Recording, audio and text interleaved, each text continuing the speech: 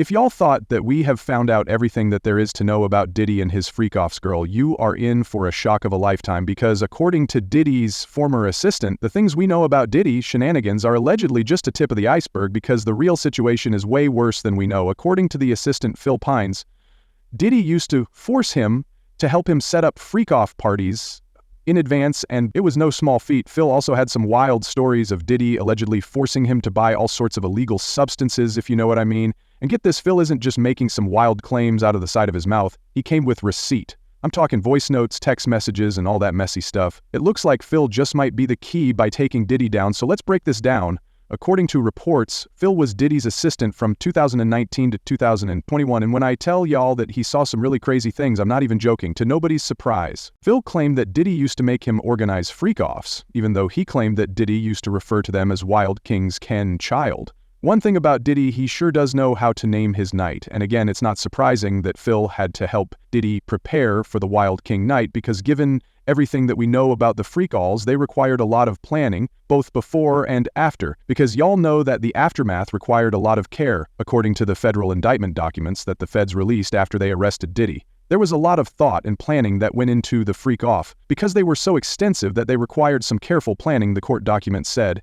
In arranging these freak-offs, Combs, with the assistance of members and associates of the Combs Enterprise, transported and calls to be transported commercial workers across state lines, and internationally. Freak-offs occur regularly, sometimes lasted multiple days, and often involved multiple commercial workers. During freak-offs, Combs distributed a variety of control substances to victims, in part to keep the victims obedient and compliant. Sometimes unbeknownst to the victim, Combs kept videos he filmed of victims engaging in sex acts with commercial workers after freak-offs.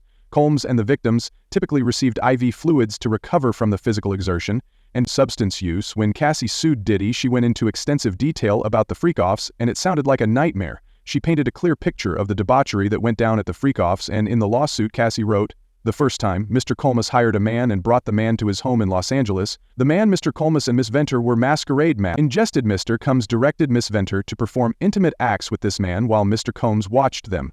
The entire encounter lasted multiple days. Mr. Combs began to call the arrangement a freak-off or focus." Cassie also revealed that not only did he allegedly use substances, but he also forced her to use the substances as well. She wrote, "Mr. Combs always supplied Miss Venter with copious amounts of before and during the foos. Miss Venter was given ecstasy, GHB, ketamine, and alcohol in excessive amounts during FAWs, which allowed her to disassociate during these horrific encounters.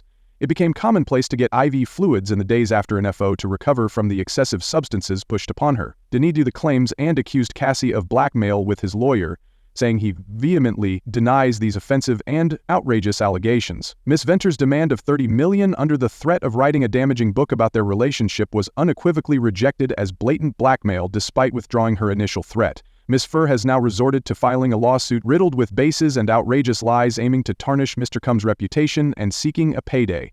However, he settled the lawsuit within a day, and for a lot of people this was the confirmation they needed to believe that Cassie could have been telling the truth anyway. Who fans believe that Diddy might have chilled out over the years, and that the whole freak-off thing was just something that he did to Cassie because he hated her or something. But from the stories that Phil is now telling, it looks like not only did Diddy allegedly keep up with the bad behavior after Cassie, but it might have even gotten worse, which is wild to imagine given the crazy things that Cassie laid out in her lawsuit. Cassie escaped from Diddy in 2018, and Phil worked with Diddy from 2019 to 2021, which means that Cassie was not Diddy's only alleged victim, according to Phil, who also filed a lawsuit against Diddy. The so-called Wild King nights were a frequent occurrence, and happen more often than you would think. He said, "Look, there's partying and then there's partying. There were guests that would frequently come over and participate in these intimate situations. Sometimes you would see new faces. Sometimes you'd see new faces come in and you wouldn't see them again." He also claimed that some of the women who came were so shaken by whatever they saw at the parties that he had to physically escort them out. He gave an example of one such occasion, saying, "I remember a time when Diddy told me to come up and grab one of his guests' bags, take her down to the car, and drive her to her hotel. I don't know what took place. All I can say is that when I brought her down to the car, she was shaking, physically shaking. She didn't look like how she looked the night before. She said something to the effect of, 'I've never done anything like this before.' But that's not all, because he claimed that Diddy allegedly got physical with the women, and not in a good way. He said, I absolutely witnessed things were getting a little heated. They were being very argumentative. He cursed at her. I told you I was crazy. Kicked her. She fell to the ground. Kicked her again. Yeah, given what we know about Diddy, this doesn't shock us. Phil also claimed that Diddy would also make him buy a long list of illegal substances for the parties, just as he used to force Cassie to do, and that most of the people at the parties were young women. He had a laundry list of items that included lights, alcohol, ketamine, Molly.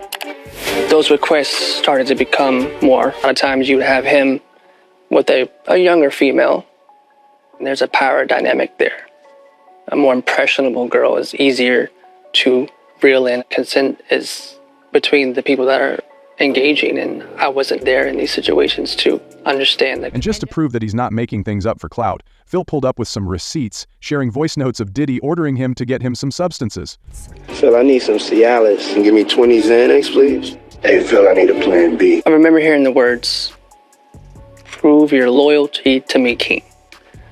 He grabbed me by the shoulders, pushed me to a girl. It kind of sounds like Diddy tried to force Phil to participate in the Wild King night, which again wouldn't be surprising considering what L. Rod said in his lawsuit. Lil Rod claimed that Diddy would allegedly touch him against his wishes, and when he called him out on it, Diddy claimed that it was nothing but horseplay. So fans are kind of buying Phil's claims about Diddy because it tracks with what we've been told about Diddy. Well, to nobody's surprise, Diddy's lawyers immediately jumped in to defend him and deny the allegation. They said no matter how many lawsuits are filed, it won't change the fact that Mr. Combs has never, or anyone, man or woman, adult or minor, we live in a world where anyone can file a lawsuit for any reason. Fortunately, a fair and impartial judicial process exists to find the truth, and Mr. Combs is confident he will prevail in court. Phil's claims left fans shook, and they left comments saying the assistant brought receipts. He had text messages, voice notes, and video. He came prepared. OMG, the voice notes did. He was sending the field and what he was requesting, and the assistant testified in front of the grand jury about this time with Diddy. If he told the court what he just told this journalist, Lady Diddy might be cooked for real for real. You can't force people to have sex in front of you to show loyalty. That's why I'm tuned in. Anyway, who do y'all believe Phil's comments about Diddy, or do y'all think that he's just looking for a payday? Drop your thoughts in the comments, then check out this next video.